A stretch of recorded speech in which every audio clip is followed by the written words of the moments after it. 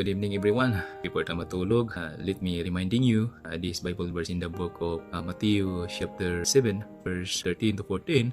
The word says that you can enter the God's kingdom only through the narrow gate.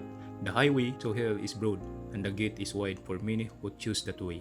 But the gateway to life is very narrow and the road is difficult and only a few ever find it. Nganong gitawag ni siya og narrow gate or narrow road tungod kay gamay ra gyud ang mulahutay diring dapita, tungod kay daghan kay pagsulay nga imo ang magian pa matistingan ang ato ang faith ya sa atong Ginoo.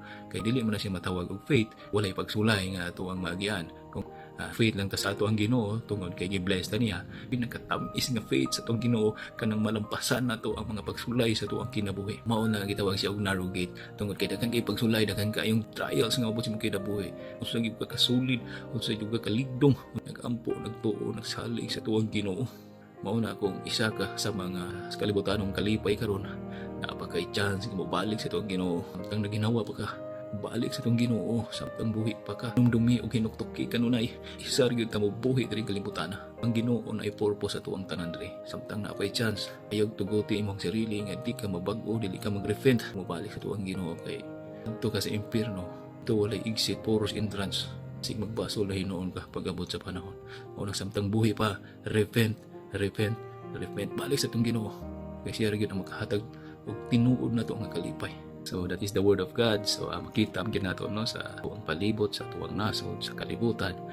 Unsa ra gyud kagamay nagsunod ang nagsubay sa dalan paingon sa gingharian sa tuwang Ginoo.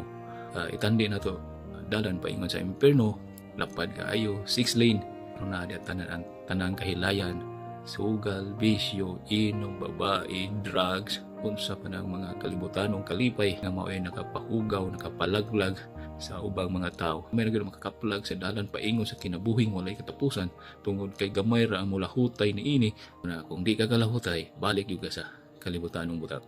Mao na nga kinahanglan gyud nga mag-ampo ta salig sa Ginoo na mulahutay ta umabot ta sa atong destination paingon sa kinabuhing walay katapusan kauban ang atuang binggamhanang Dios og didto pag-abot sa panahon i-worship ug glory nato siya sa panahon nga makauban na nato siya. That's all. To God be all the glory. God bless us all.